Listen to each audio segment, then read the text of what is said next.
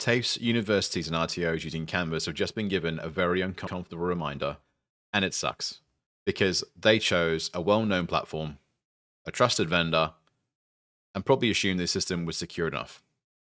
And then the vendor suffers a cyber incident. And now suddenly it's not just the vendor's problem anymore, because if your organization chooses to put personal information into a third-party platform, you still have responsibilities. You might not have caused the breach, you won't be controlling the vendor's security, and you would have had no way to have stopped it. But you may still be expected to prove your organization took reasonable steps. And that phrase is key. It really matters. Reasonable steps. And I'm going to tell you why later. It's not a marketing language. It's not a buzzword. It's something that's being ignored by a lot of organizations right now.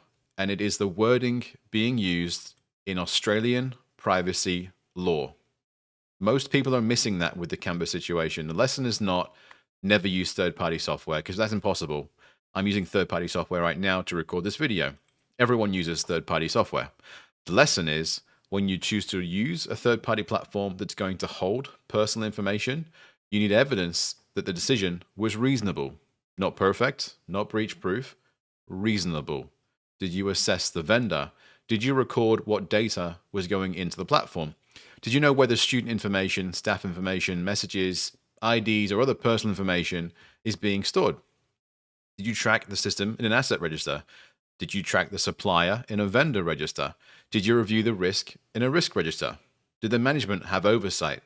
Was there evidence that someone actually looked at the risk and made a decision? That's what most businesses do not have. They have software, a subscription, a login, but they don't have evidence. Because after a breach, that becomes a serious problem. The vendor's breach notice is not your incident response plan. Your organization still has to work out what happened to your data, who was affected, what personal information was exposed. Is there a likely risk of serious harm? And does it trigger the notifiable data breach scheme? Do you even know what that means? Do you need to notify the OIIC? Do you need to notify the affected students and staff and parents and clients? And what do you say to them? Who approved the message? Where is that decision recorded? You can't just assume the vendor's going to handle all of that for you. Like if we talk about the Australian Clinical Labs case, that's a wake-up call in itself, and it's already happened. They were ordered to pay $5.8 million in civil penalties. $4.2 million was for failing to take reasonable steps to protect personal information under the Privacy Act AP 11.1. Reasonable steps.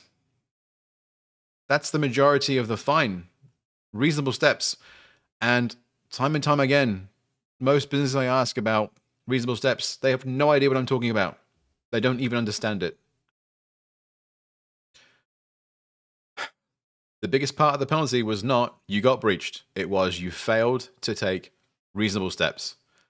That should make every business owner, every executive, school, RTO, healthcare provider, professional service, stop and think. Because you can't stop every breach. You can't control every third-party vendor. You can't guarantee that a major platform is never going to fail. But what you can control is whether your organization has evidence. Evidence that the suppliers were tracked, risks were reviewed, systems were recorded, what was going, personal information, where that was going and where that was going to be stored, if your staff were trained, if policies were acknowledged, if incidents were assessed, that management had oversight. And that's the difference between saying, we thought it was fine, and being able to say, here's what we did, here's what we reviewed, here's who approved it, here's how we responded. This is why I keep talking about cyber compliance, because cyber security is about trying to stop things going wrong. Cyber compliance is about proving your organization acted responsibly, when something goes wrong. The Canvas breach is not just an educator sector story. It's a warning. A trusted vendor can still become your compliance problem. And when that happens, the organizations with evidence are in a very different position to the organizations with excuses. Which one are you going to be?